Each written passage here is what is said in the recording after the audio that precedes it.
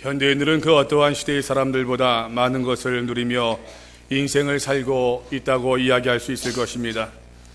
그러나 많은 것을 누리는 것만큼 또한 그만큼 많은 문제를 안고 인생의 길을 걷고 있는 것이 또한 사실입니다. 삶에서 닥치는 많은 문제들의 해답을 그 자신 밖에서 찾으려고 노력하기 위해 애를 쓰는 모습을 많이 볼 수 있지요.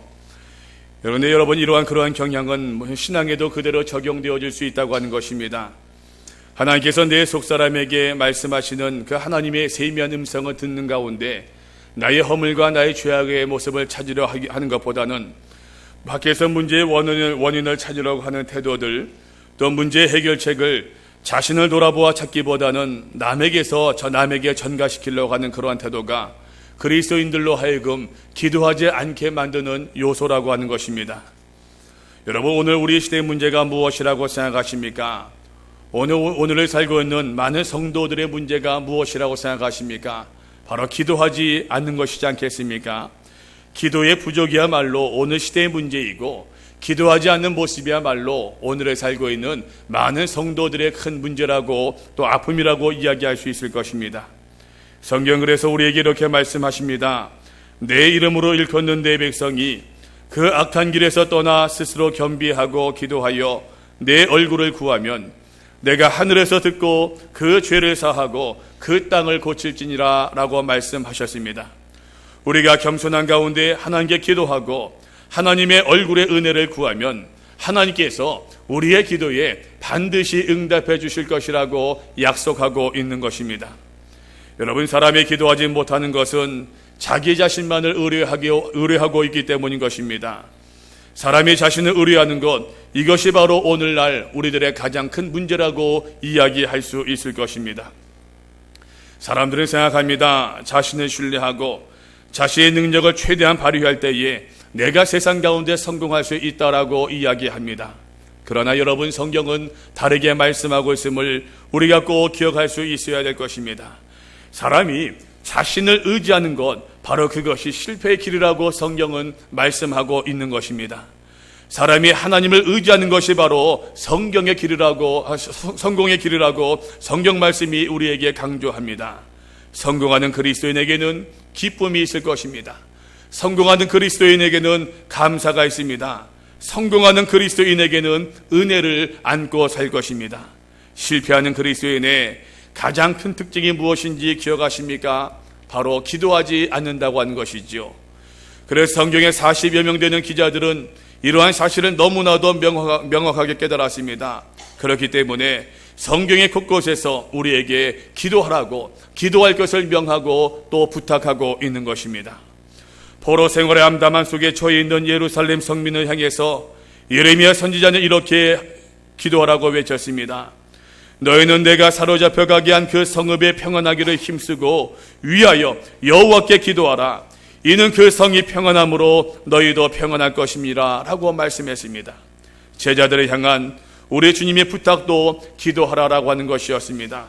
시험에 들지 않게 깨어있어 기도하라. 마음에는 원이로되 육신이 약하도다 라고 말씀했습니다.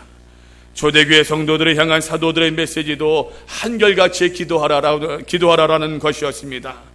그러므로 너희의 이 악함을 회개하고 주께 기도하라. 혹마음에 품은 것을 주께서 사하여 주시리라 라고 말씀하셨습니다. 성경은 오늘을 살고 있는 우리 믿음의 사람들에게도 똑같은 말씀을 반복해서 강조하고 있습니다. 쉬지 말고 기도하라 명하셨습니다. 만물의 마지막에 가까웠으니 그러므로 너희는 정신을 차리고 근신하여 기도할 것을 우리에게 명하고 있는 것입니다. 오늘 본문의 말씀은 우리 주님께서 기도를 가르치시면서 하신 비유로 기도하는 사람의 자세를 일깨우고 있는 말씀입니다. 우리는 적어도 기도할 때에 이것을 기억할 수 있어야 될 것입니다. 기도는 성도의 특권이라고 하는 것입니다. 그렇습니다. 여러분, 기도는 성도의 특권입니다. 국민이 국가의 원수인 대통령에게 많은 특권을 부여하고 있지 않습니까? 청와대라고 하는 특별한 공간을 제공하고 나라의 대소사를 잘 처리할 수 있도록 배려하고 있습니다. 경호실 및 군대로부터 완벽한 경호를 받게 해서 가장 안전된 가운데 국민의 안녕을 지킬 것을 원하고, 또 좋은 차 해외여행을 할 때에는 공군 1호기를 내어주어 국가의 이익을 대변할 수 있게 특권을 배려해 줍니다. 국민 어느 누구도 대통령이 우리들과 같은 평범한 곳에서 평범하게 그 귀한 책무를 감당키를 원하는 사람은 아마 아무도 없을 것입니다.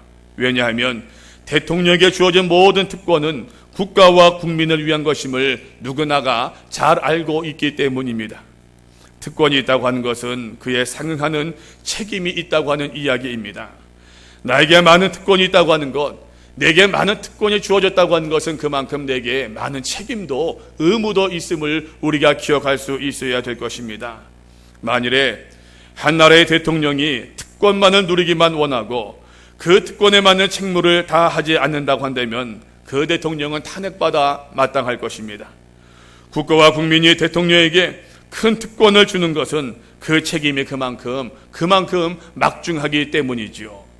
하나님께서 우리 그리스도인들에게도 이 큰 특권을 주셨다고 하는 것입니다. 바로 기도할 수 있는 특권입니다. 오늘 본문의 말씀 보니까 벗이라고 하는 말이 나오고 있지 않습니까? 한밤중에 친구에게 가서 떡을 달라고 할 수 있는 관계, 바로 친구의 관계를 오늘 본문의 말씀이 우리에게 이야기하고 있습니다. 여러분, 친구는 참 좋은 사람입니다. 친구이기 때문에 허물없이 마음을 나눌 수 있고요, 또 친구이기 때문에 말도 놓을 수 있고요, 또 친구이기 때문에 나의 필요를 부탁할 수도 있고요, 친구이기 때문에 함께 울 수도 있고 함께 웃을 수도 있는 것입니다. 친구 앞에서 이런 행동을 할 수 있는 것은 친구이기 때문에 가능한 일이고, 한편 친구로서의 특권이라고 이야기할 수도 있을 것입니다. 본문이 강조하는 것이 바로 이것입니다.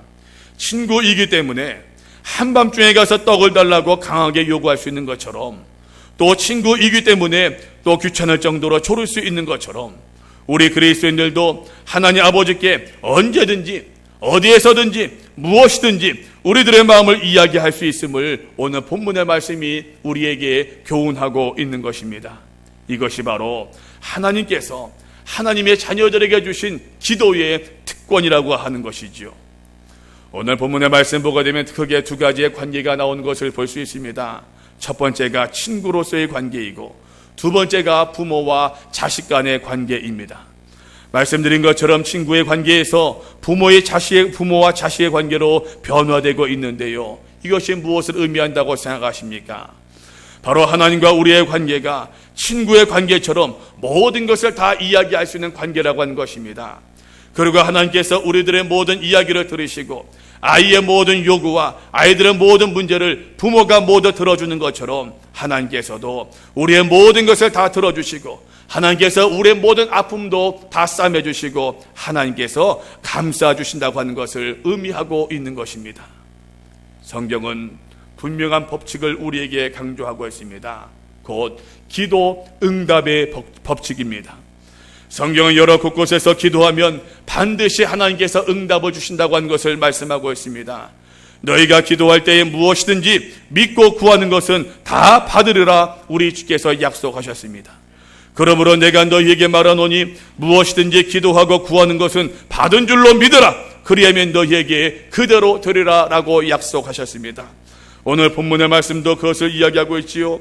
내가 또 너희에게 이르노니 구하라 그러면 너희에게 주실 것이요, 찾으라 그러면 찾을 것이요, 문을 두드리라 그러면 너희에게 열릴 것이니 구하는 이마다 받을 것이요, 찾는 이가 찾을 것이요, 두드리는 이에게 문이 열릴 것이니라 라고 약속하셨습니다. 기도한 사람만이 하나님의 은혜를 받을 수 있다고 하는 것입니다. 하나님께서 우리에게 이 귀한 특권을 주셨는데 이 특권을 가지고 하나님께 요청하고 하나님께 기도하고 하나님께 아뢰며 나갈 수 있는 우리 믿음의 성도들 다 될 수 있기를 주의 이름으로 간절히 축원드립니다. 믿음으로 하나님께 드린 기도에 대한 응답은 기적이 아닙니다. 기도 응답은 기적이 결코 아니라고 하는 것입니다. 이것은 당연한 법칙입니다. 하나님께서 약속해 주셨기 때문인 것입니다. 하나님께서 우리에게 분명히 선언해 주셨기 때문인 것입니다. 그렇기 때문에 기도는요, 우리 그리스도인들에게 하나님의 자녀들에게 주시는 하나님의 큰 특권이라고 하는 것이죠. 여러분, 세상을 살아갈 때에도 지혜로운 사람들이 있지 않습니까? 그 권리를 잘 사용합니다. 자기의 주어진 모든 권리를 하나도 남김없이 아주 정확하게 요구하고 말입니다. 정확하게 내게 주어진 권리를 다 이야기하는 가운데서 내 권리를 다 누리고 있지 않습니까? 지혜로운 사람입니다. 저처럼 바보 같은 사람들은 이야기할 것도 말하지 못하고 뒤돌아서서 말할 걸 괜히 그냥 양보했다, 이런 마음 갖는 사람들, 바보 같은 사람들이지요. 여러분, 지혜로운 사람이 권리를 잘 누리는 사람이건데 하물며 하나님께서 당신의 자녀인 우리에게 주신 이 특권을 우리가 누리지 못한다고 한다면은 그 사람을 가리켜서 어떻게 지혜로운 성도라고 이야기할 수 있겠습니까? 사랑하는 성도 여러분, 우리 영락의 성도 모두가 하나님께 기도하는 성도들 되어질 수 있기를 간절히 소원합니다. 기도함을 통하여 하나님의 큰 특권을 누릴 수 있기를 간절히 소원합니다. 기도함을 통하여서 하나님의 은혜도 누리시고요, 하나님의 능력도 누리시고요, 하나님의 권능도 소유할 수 있는 우리 믿음의 성도 꼭 될 수 있기를 간절히 소원합니다. 기도하는 사람만이 이 축복을 얻을 수 있을 줄로 분명히 믿습니다. 우리 모두 하나님께 기도하고 또 기도함을 통하여서 하나님의 은혜에 빠질 수 있는 귀한 종들 꼭 되어질 수 있기를 주의 이름으로 축원드립니다. 두 번째, 우리가 기도하면서 기도할 때 기억해야 될 것은요, 기도할 때에 지속적으로 기도해야 한다고 하는 것입니다. 지속적으로 기도해야 합니다. 여러분, 신앙은 항상 현재형이 될 수 있어야 될 것입니다. 과거의 신앙만을 이야기하는 사람들이 있지요. 그러나 그러한 모습은 참으로 어리석은 모습이라고 이야기할 수 있습니다. 복음서를 보면 주님께서 많은 이들에게 이적과 기적을 행하셨는데 그때마다 하신 말씀이 있었습니다.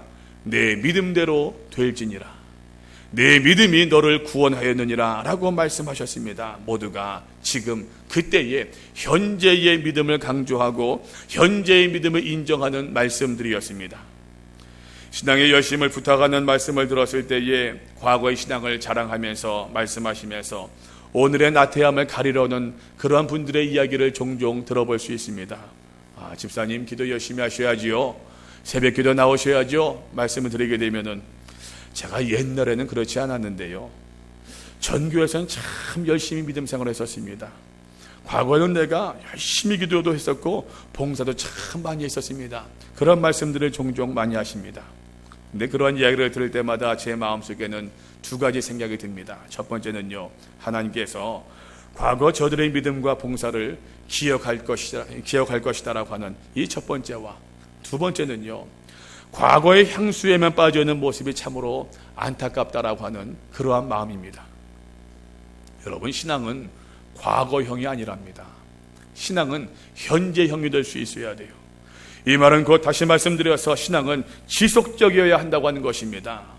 본문의 강청함이라고 하는 이 말은 끈질김이라고 하는 그런 의미로서 지속적이라고 하는 의미를 뜻하고 있는 단어인 것입니다. 즉, 우리의 특권인 기도를 하되 지속적으로 끊임없이 하나님께 기도하여야 함을 우리에게 말씀하고 있는 것이지요.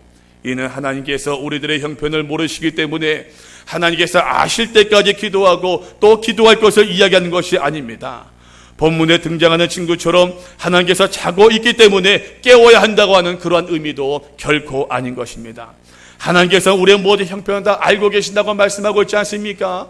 하나님께서 주무시지도 아니하시고 졸지도 아니하신다고 성경이 분명히 선언하고 있는 것입니다. 본문에서요, 지속적으로 기도해야 한다고 하는 것은 끝까지 기도해야 한다고 하는 것을 의미하고 있는 것입니다. 기도를 하되 한 번으로 끝나는 것이 아니라, 기도를 하되 하루로 끝나는 것이 아니라, 하나님께서 응답하실 때까지, 하나님께서 은혜 주실 때까지, 하나님께서 결실을 맺게 해주실 때까지 끊임없이 기도할 것을 우리에게 권면하고 있는 것입니다. 여러분, 우리 주위에서 은혜 받은 사람들의 모습을 한번 생각해 볼 수 있기를 바랍니다. 어떤 분이 말씀하기를, 내가 하나님께 한 번 나아가 기도했더니 하나님께서 내게 은혜를 주셨다라고 누가 이야기합니까? 한결같이 말씀하시기를, 내가 밤을 새워가며 기도했다고 말씀하고 있지 않습니까? 외쳐가며 기도했다고 증언하지 않습니까? 피를 토하며 기도한 사람들이 하나님의 은혜를 받았다고 고백하지 않던가요? 어떤 사람들은 이렇게 이야기합니다. 성경을 보시오. 어디 예수님께서 반복적으로 기도하셨다고 말씀하고 있습니까? 어디 예수님께서 외쳐가며 기도했다고 말씀하고 있습니까? 라고 이야기할 사람들이 있습니다. 그런 분들은 성경을요, 한참 오해하고 있는 것입니다. 우리 주님께서 겟세마네 동생에서 기도하실 때에 아버지여 내 뜻대로 하지 마옵시고 아버지의 뜻대로 하옵소서라고 기도하셨습니다. 바로 그때에 여러분, 우리 주님께서 단지 이 한마디 말, 이 말씀만 가지고 기도하셨다고 생각하십니까? 결코 아닐 것입니다. 모르긴 해도 우리 주님께서는 간절하게 반복적으로 어쩌면 목에서 피가 터지는 아픔을 가지고 기도하시며 하나님께 외쳤을 것입니다. 그러기에 누가복음 기자는 주님의 기도하시는 그 장면을 이렇게 적어 놓았습니다. 예수께서 힘쓰고 애써 더욱 간절히 기도하시니 땀이 땅에 떨어지는 핏방울 같이 되더라 라고 말씀했습니다. 힘쓰고 애써 더욱 간절히 기도하셨다고 성경이 말씀하고 있는 것입니다. 아마 요즘 표현으로 한다고 한다면은 글쎄요, 주님이시니까 주여 삼창하시진 않으셨겠지만 목에서 피가 나올 정도로 아주 간절한 가운데에서 간절히 하나님께 기도한 장면이지 않겠습니까?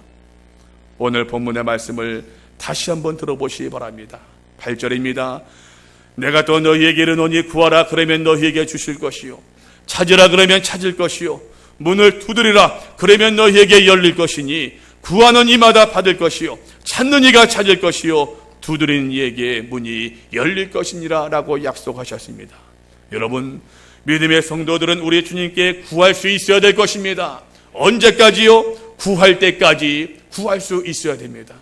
우리 영락의 성도들 모두가 우리 주님을 향해서 찾을 수 있기를 바랍니다. 언제까지요? 찾을 수 있을 때까지 찾고 또 찾을 수 있어야 될 것입니다.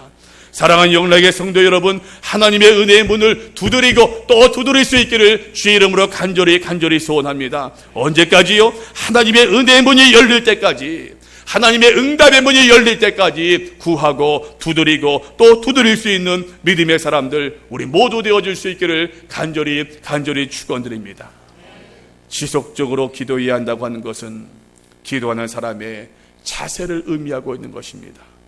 늘 하나님만을 의지하고 하나님을 바라보는 자세를 간직하며 살 것을 권하고 있는 말씀인 것입니다. 창세기 32장 말씀 보면 야곱이 하나님의 사자와 더불어 씨름하는 장면이 나오고 있지 않습니까? 도무지 상대가 되지 않는 씨름이었지만 야곱은 하나님의 사자의 손을 결단코 놓지 아니했습니다. 그러면서 말을 합니다. 창세기 32장 26절 말씀 보니까 하나님의 천사가 가로되 날이 새려하니 나로 가게 하라. 야곱이 가로되 당신이 내게 축복하지 아니하면 가게 하지 아니하겠나이다 라고 이야기합니다. 하나님의 복, 즉 하나님의 도움의 손길을 바라는 야곱의 간절하고도 안타까운 심정에 배어있는 고백이라고 말씀할 수 있을 것입니다. 여러분 잘 아시는 것처럼 이제까지 야곱은요 자신만을 의지하며 살던 사람이었습니다. 그러나 먼 타향에서의 삶과 또한 형 에서에게 쫓겨낸 신세에서 하나님을 새롭게 만나게 된 것입니다.